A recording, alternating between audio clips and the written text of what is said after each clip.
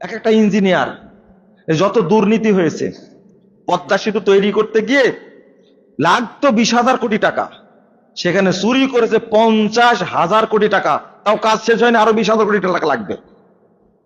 এরা কারা করেছে?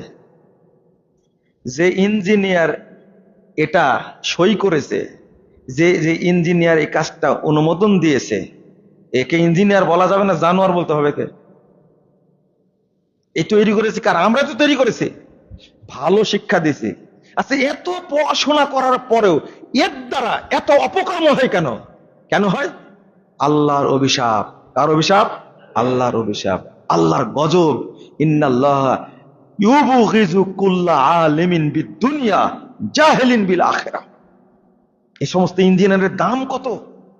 সে ডিগ্রি নিয়ে আসছে ব্রিটেন থেকে, আমেরিকা থেকে, জার্মানি থেকে ডিগ্রি নিয়ে আসছে, জাপান থেকে ডিগ্রি নিয়ে আসছে, কিন্তু এর দ্বারা দেশের ক্ষতি হচ্ছে।